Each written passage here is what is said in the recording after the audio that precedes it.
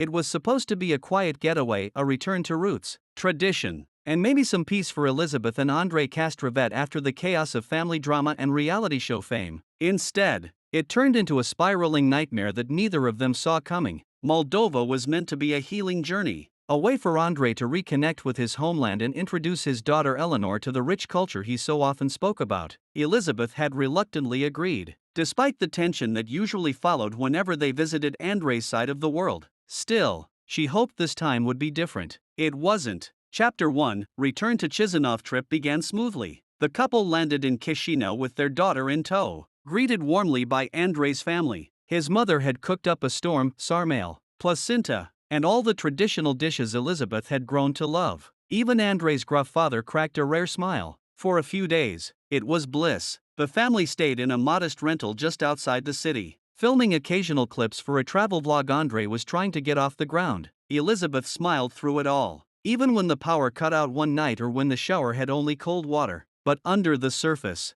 the pressure was mounting. They'd put a significant amount of their shared savings into this trip, between flights, accommodations, car rentals, and unexpected costs. Their budget was tight. Andrei insisted they carry some cash in case local vendors didn't accept cards. "We need cash here. Libby, Moldova is not Tampa," he said, laughing. What he didn't say was that he was carrying over $15,000, a mix of cash for expenses, and what he planned to invest in a small real estate opportunity his cousin had told him about. Elizabeth had hesitated. "What if something happens to it?" she asked. "Can't we wire it?" Andrei waved her off. "It's fine. I've done this before." Chapter 2, A Shady Opportunity. A week into the trip, Andrei took Elizabeth to meet his cousin Yuri, a real estate agent who claimed to have access to underpriced properties from local auctions. He showed them photos of a fixer-upper in a small town just outside Chisinau, a two-story house with a garden, priced far below market value. "Quick flip,"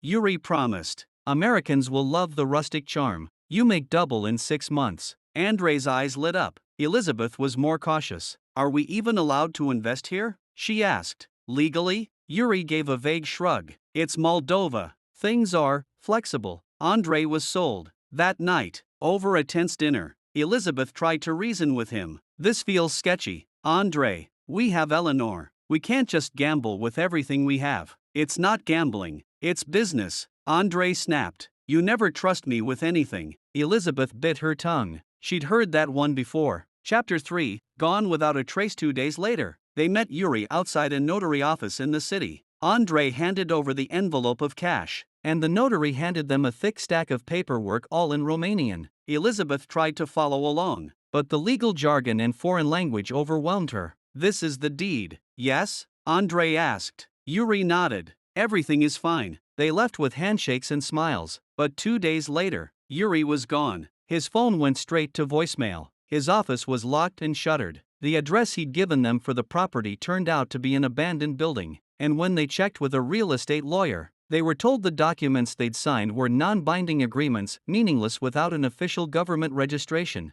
Elizabeth's heart sank as the realization hit. They'd been scammed. Chapter 4, The fallout. The next few days were a blur of confusion, phone calls, and fights. Andrei refused to believe his own cousin had betrayed him. Maybe he had to leave town. Maybe something happened. He kept repeating, but Elizabeth knew better. "He robbed us, Andrei. That's it. All our money is gone." The loss stung more because of how preventable it was. She hadn't wanted to carry that much cash. She hadn't trusted Yuri, but in the end, she'd gone along with it because Andrei had insisted. "We could have paid our mortgage with that money," she said one night, her voice cracking. "We could have saved for Eleanor's college." Andrei, usually so proud and loud, was silent. They filed a police report, but the officer at the station barely looked interested. "This happens," he said with a shrug. "You gave him cash. No contract, no bank trail. What can we do?" Chapter 5, The family reacts. When the news broke to Andrei's parents, the reaction was explosive. His father called Yuri a disgrace, while his mother burst into tears, ashamed that their family had hurt Elizabeth and Eleanor. "This is why I didn't want to come back here," Elizabeth snapped. "Every time, it's a mess." The drama didn't end there. Word got back to Elizabeth's family in Florida, and within hours, her phone lit up with missed calls and messages from her sisters and her dad. "Chuck, I told you this guy was shady," screamed a voicemail from her sister Jen. "What kind of idiot loses all their money in Moldova?" Chuck offered to send them money to get back home, but Elizabeth refused, for now. "We're not begging for help again," she said. "We'll figure it out." But figuring it out meant cutting the trip short, canceling plans, and scraping together what little funds they had left to book return flights. Chapter 6. The long road home. Their final week in Moldova was somber.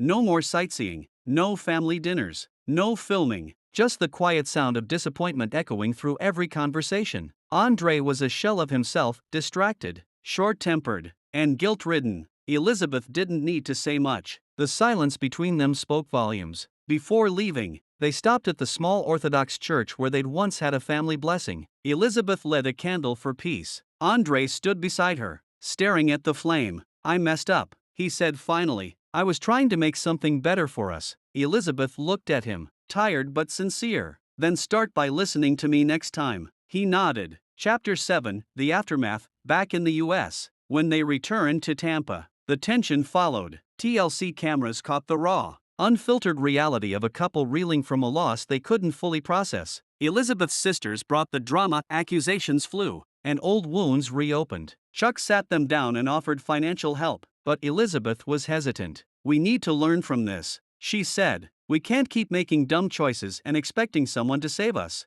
Andrei, for once, agreed. "I have to earn it back." Slowly, they started to rebuild. Andrei picked up work with a friend in the construction industry. Elizabeth resumed her social media partnerships and podcast gigs. The scandal even drew in more viewers, curious about the fallout. A GoFundMe briefly trended when a fan shared their story, but Elizabeth shut it down after 2 days. "We'll figure this out ourselves." Final chapter. Lessons from Lost. The Moldova trip had started as a dream of reconnecting with family and culture. It ended in betrayal, loss, and public embarrassment. But it also forced Elizabeth and Andrei to face uncomfortable truths. Andrei had to accept that his pride sometimes cost them more than it was worth. Elizabeth learned that trusting her gut, even if it means going against her husband, wasn't betrayal. It was survival. Together, they moved forward, not because everything was fixed, but because that's what real marriage is, surviving storms together, even when you're soaking wet and freezing. And while the $15,000 may never come back, they walked away with something far more valuable: perspective, humility, and the knowledge that no matter how far you fall, you can always rebuild. Just maybe, not in Moldova. The end. Will Elizabeth and Andrei recover from the financial blow? Or is this the beginning of the end? Catch more on the next season of 90 Day Fiancé. Let me know if you'd like a visual promo image, teaser captions, or even a fan fiction continuation.